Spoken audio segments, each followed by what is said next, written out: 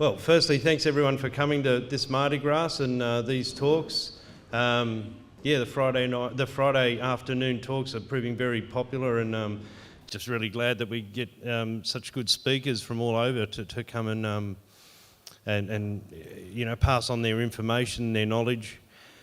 So my talk will be, I suppose, more Australian-based, and talking about the influence that I've seen over the years of the state police forces, I suppose, primarily, and businesses attached to those, and there's obviously there's a money trail behind cannabis prohibition. There's and people have worked out how to make money from it and where to lobby through to get what they want. I suppose it's important to note. A lot of the things that the last speaker spoke about, Abe, their social experiment that he described, what's going on in Colorado, but a lot of the positive aspects and unintended positive consequences of liberalising cannabis and allowing some cannabis law reforms. As opposed to put my talk in context is to put what Abe was saying in context, in that at a federal level, it's illegal, and I believe also in places like Colorado and right back in California in 1998, I think, where they got the first medical cannabis regime going. All of these were citizens-initiated referendums, which is something allowed under the US Constitution, and all those there's people in the state there who get a petition together and get a referendum question up at an election. What's really interesting to note is all those state governments ran no campaigns. They didn't want the people to vote yes. I mean, they especially in the early days in California, the federal government was giving a lot of money to these state governments to run no campaigns. So they went to the elections, the people voted yes, and they were forced to introduce these what I was describing, these half laws, these grey areas, something where the government couldn't really get involved because you still need a federal approval. So that's the same going on all over the world. In Canada is a similar situation.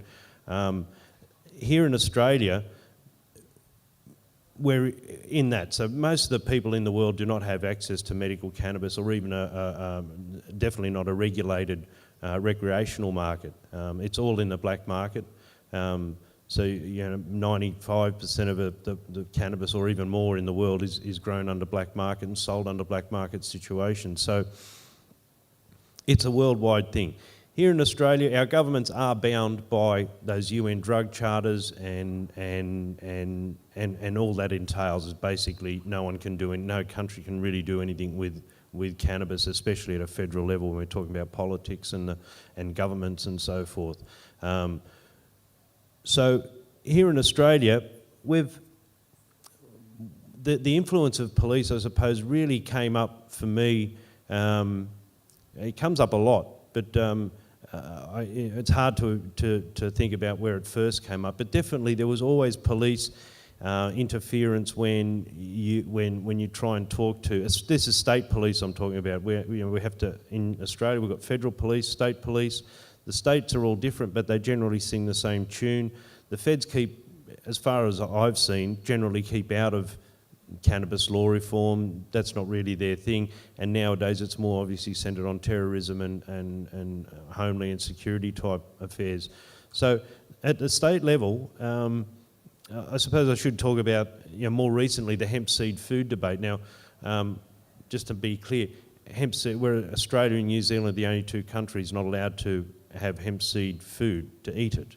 The rest of the world does. Most of the world never stopped. The Western countries did, but over the past 15 or 20 years, Western countries or allied countries took up cannabis or hemp seed food consumption.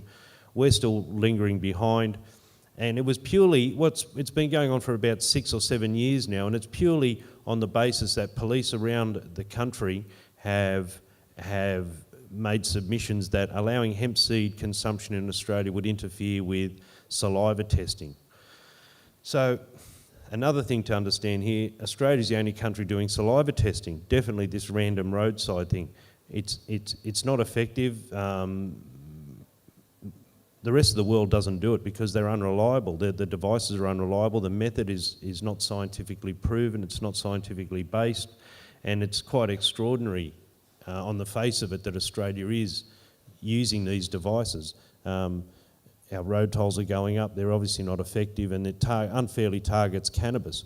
But it was interesting watching. I did a freedom of information search and received hundreds of documents, and a lot of those were to and from New South Wales Police, where they made outlandish claims, such as in other countries, people are being saliva tested, and they're coming up positive for cannabis, and the people are saying that they just had some hemp seed food.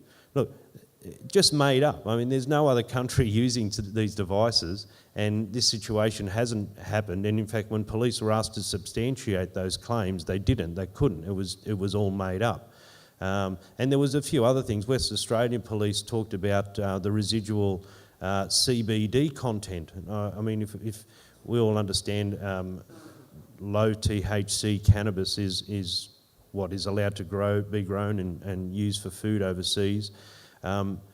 CBD is a very minor component and has preliminary shown to not have any psychoactive effect. But yeah, Western Australian Police put it out there. We've got to do we should look into the psychoactive effects of minute traces of CBD in hemp seed food. So it was quite interesting watching South Australia Police did other things and made similar submissions. So at that level, we know, and it has been reported a bit. There's been a couple of landline episodes and even a few media reports. But I really don't want to underestimate the influence of police. Earlier in the year, I spoke to a minister in New South Wales, Minister for DPI, Minister Blair Nile, and he's the most junior minister. And when it came to the holdback in the hemp industry, he basically said, Troy Grant is my boss, he's the police minister, he's deputy premier, he's head of the National Party, and the government believes that saliva testing is their answer to ice. So, I mean, we then explained that, look, ice goes through your body a lot quicker than cannabis. Cannabis is a bunch of agents that our body wants. They're fat soluble, our body takes them in and metabolises them slowly and releases them slowly. Ice, other drugs are pure poison to our system, and your body's trying to get rid of it. And so, whether it's a synthetic drug or ice or other drugs like that, your body expels them a lot quicker, and people will work that out. We in fact, in the parliamentary briefings, we did make that warning back in 2006 to the New South Wales government, and it was published in their parliamentary briefings that this strategy could alter drug use trends for the worse.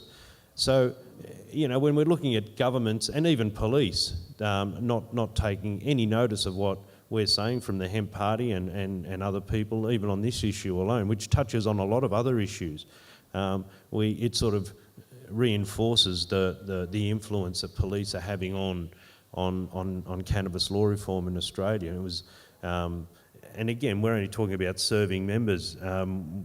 We had Mike Palmer, who was the Australian Federal Police Commissioner for quite a few years, and prior to that he was on a UN council, and prior to that he was a police commissioner of NT Police Force. It was interesting, not long after he resigned from the job as Chief Police Commissioner of Australian Federal Police, he was openly talked about the mistakes surrounding cannabis law, about cannabis prohibition, and if it was up to him, medical and other forms and other uses of cannabis would be allowed. And we find that, we actually do see that a lot. There's even a group, and they have an Australian arm called Law Enforcement Against Prohibition. And this is, you're hearing firsthand from ex-police, ex-drug squad cops, just the utter farce that was the prohibition, policing drug prohibition, especially when it related to cannabis.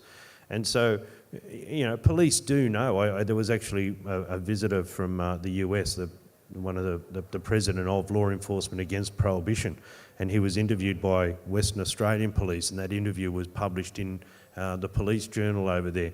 the uproar that created, even for that magazine and all the editors, and it really didn't go down well. And there was an ex-cop just saying the truth, and obviously the interviewer was taking that on board, could understand what this guy was saying, and you know, it really does provide, you know, the basis of argument for ending prohibition when we really delve into how police are spending all that enforcement money. Does it really make a difference? Is it any better, with the pros and cons? And again, getting back to what Abe was talking about, and our last speaker from the US, in Colorado, where they have tried this as a social experiment.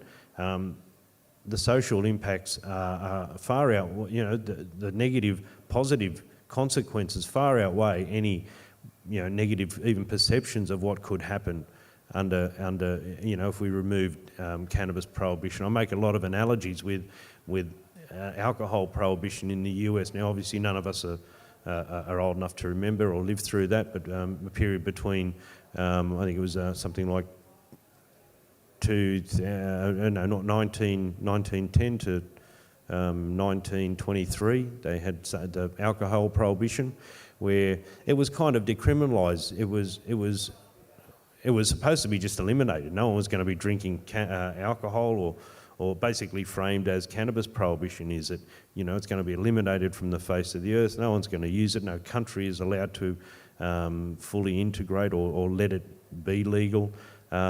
And that was the same that was proposed for alcohol. Within a very short time, the laws changed. It wasn't illegal to drink it or to consume it, but it was illegal to manufacture and distribute it.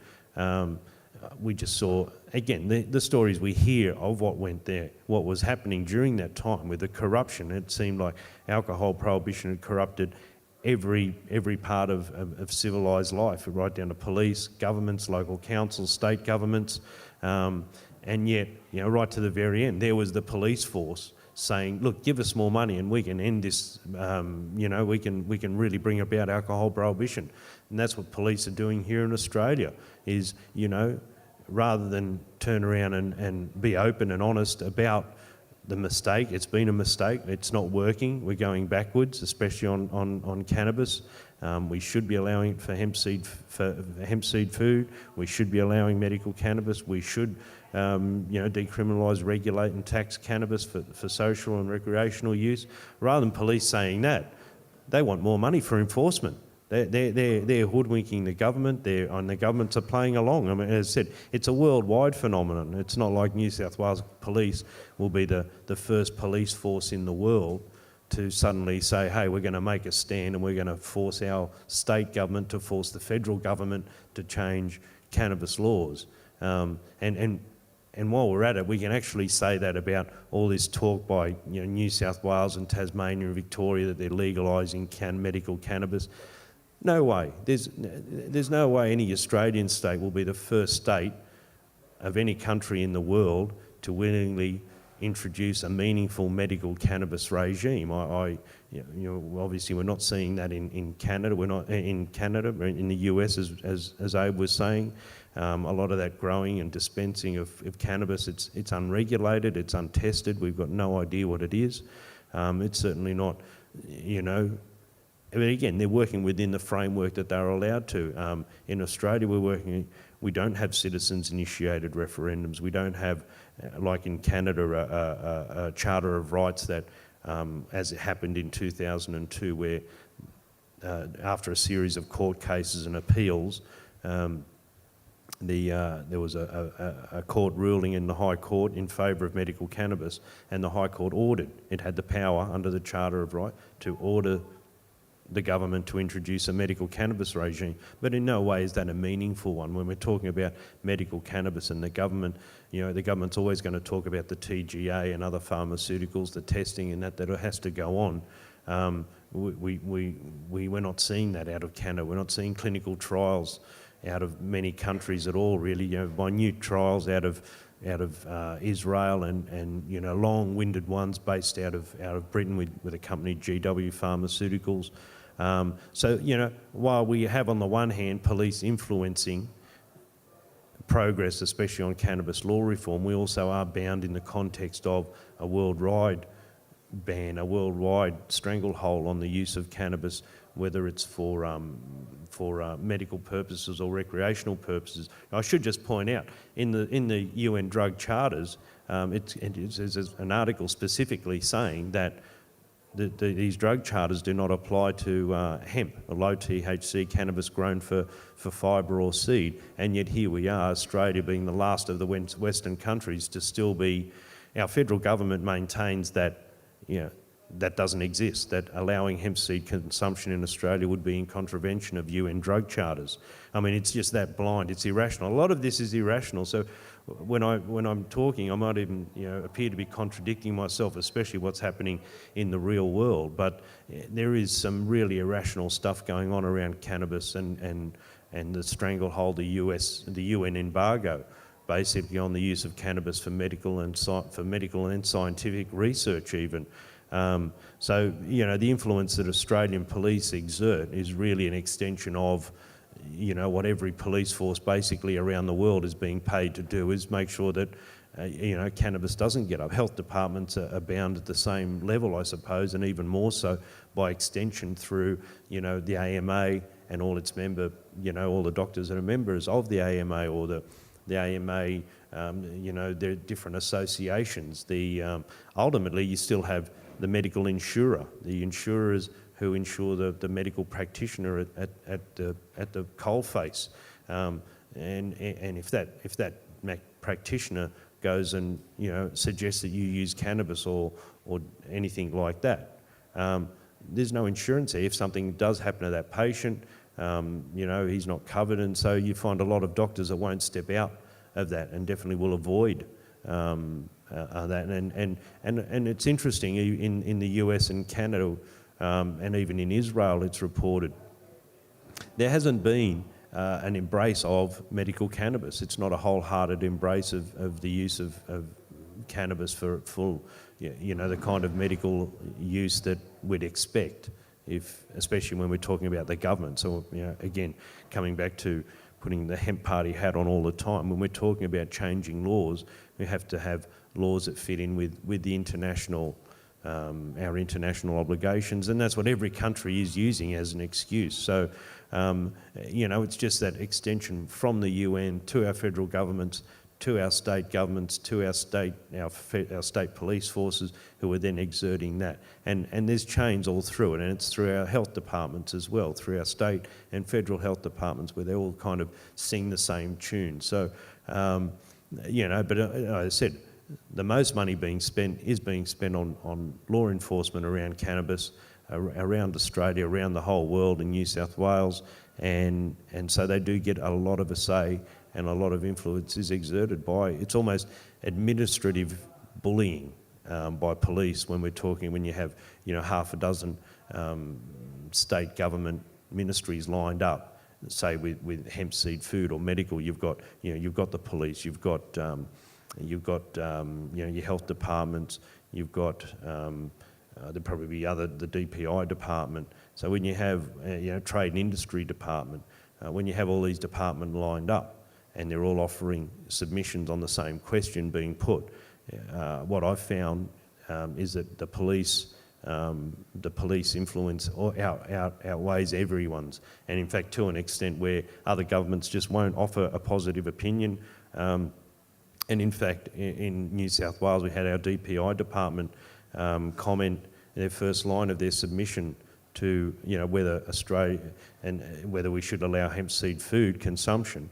The DPI department, their first line was, it's obvious this draft has been written to the negative, and they finished off with something like, there's nothing we can add of value to this.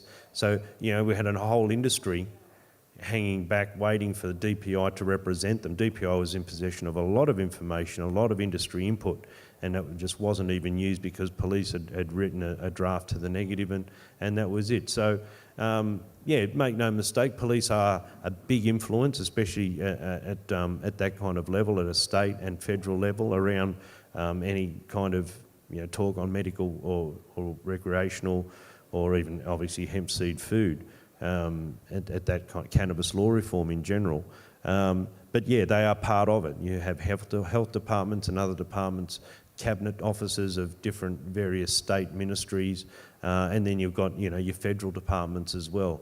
And like I said, there's no real proof that federal police have been much involved, but definitely at a state level, all around Queensland, New South Wales, South Australia, Western Australia police, definitely there is an extreme influence. And look, the cops we're seeing on the street, these guys have got no idea. They can be just like me and you, and where we can talk, and I often do talk quite openly with police, and they say, we can't help you at this kind of level. We have no idea. It all comes back to, the rabbit warren of different departments and secretariats within a government department, especially when we're talking about police. You've got your policy division, your policy advice division, and then you've got your lobbyists, obviously. And look, lobbying is fairly hard, and it's entrenched. And so whether you're a health lobbyist or a lobbyist for the private prison guards, or from police police superannuation funds, your voice gets heard when you're at that level. And so, yeah, I'm done. I might even take some questions now. I think I've spoken enough. But I suppose I should just finish off on a positive note that, look, police, again, on the ground, they do realise if they really wanted to shut a town like Nimbin down, they could. Nimbin probably represents, 5 or 6 suburbs in most big cities in terms of cannabis use. We're kind of small scale. Not everyone in Nimbin smokes. In fact, most don't. So they'll give you some idea. So, we're just part of it, and the police are in the same boat. But it's important to keep the fight up. If the governments and those lobbyists don't hear these calls and the different angles that we find to attack them, they will just be complacent. And I think we're seeing, the reaction even when premiers are saying that they've legalised medical cannabis in their state. I can tell you it's not true, but at least they're saying stuff, and we take that as a great way of reinforcing that we are right, and we should just keep that pressure up. So yeah, any questions? Yeah, Martin from NIMFM. Andrew, can you tell a little bit about the HEMP party, the political force of it, and how the situation is developing some kind of political change? Oh, well, obviously we're a micro party, and the last deal done between the Greens and the federal government to eliminate the group voting ticket has impacted us greatly. So we're kind of counting our last throw at a chance of ever getting anyone elected at federal politics or federal level is the call of a double dissolution election. We'll be running hard for that. I suppose what the Hemp Embassy the Hemp Party has been trying to do is try and get onto the ground the information that I'm just passing on. That in spite of what governments might say and do and make media releases and big announcements, they're all quite hollow. We've been at this for 30 odd years. We really do know the international context of this. We know where the UN drug charters are letting us down, or what reinforces the international block on cannabis. So in terms of the Hemp Party, we'll be running in probably not all states this at the upcoming election, but we'll definitely run a pretty good campaign in probably South Australia, Victoria, New South Wales, Queensland, and we could still have a chance over in Western Australia. But we're looking at amalgamating and running double tickets with other parties as well, which is going to help the micro parties. And if we do get help from people who used to help the Greens, we'll be able to get our message out with the help of others to a lot of polling booths around Australia. So we'll still keep fighting, and even as the federal issues sort of may die down for us, we'll probably start at the grassroots level and look at local government and work our way up to state. Yep. Hi, Andrew. Hi. I was wondering about Portugal. They're a country that is decriminalised, I think, and all drugs. So what's this in relation to the UN saying, you said that the UN couldn't, or countries couldn't go against the UN Convention? Yeah. What about Portugal? Portugal is really interesting, and I've only heard from one guy, but I got him to explain it twice. So, look, what Portugal is doing is absolutely in line with what the UN Drug Convention is saying, because the second part of what Portugal is talking about and especially when we're talking about hundreds of millions of new money going into rehabilitation. So we've had a look at that. But here's a story from a guy on the street in Portugal, a smoker. He says, before, the police would turn a blind eye and this and that, he said, but now we wanted to do it by the rules. You can be theoretically walking down the street in Portugal with 10 grams of pot in your pocket. You could get picked up by the cops. They could take you to jail overnight, take your cannabis. In the morning, you'll be in rehab, and they're going to help you get off that wicked weed. And if you get a couple more of them, you end up fined and in jail anyway. So we want to know more exactly about what's happening in Portugal. When we do have it, intricately have a look at it and compare what they're talking about, that kind of decriminalisation, it puts you back into that alcohol prohibition, where the consumption, the consumers are protected to an extent, but the black market now has all these safe customers, and we come into that problem of black markets getting bigger and bigger. If police do start going after, people who are producing and manufacturing cannabis and so forth, it's quite likely that the charges will be heavier.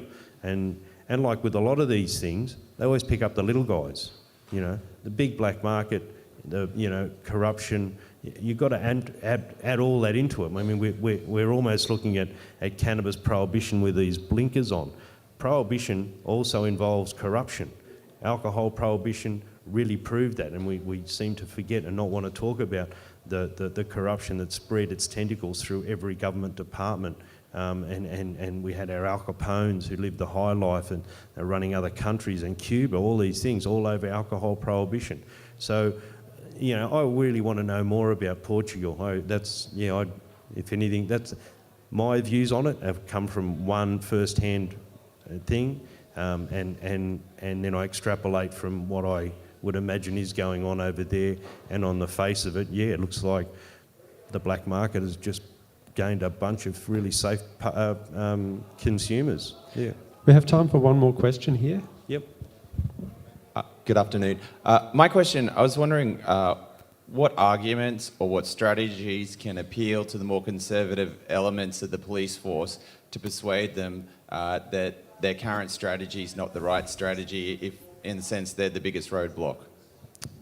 Yeah, look, again, I was trying to explain, police are kind of the face of the roadblocks, but there's also other government departments trying to appeal to the conservative forces like Scipione and other people like that at the hierarchy of New South Wales Police specifically.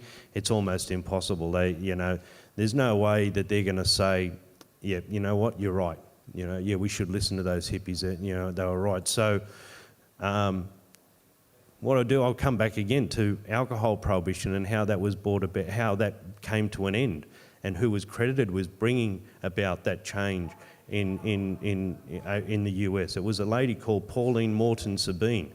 She was the first lady to appear on the front cover of Time magazine and credited with bringing about the end of alcohol prohibition. This was a very conservative lady, from a rich family who fully supported alcohol prohibition.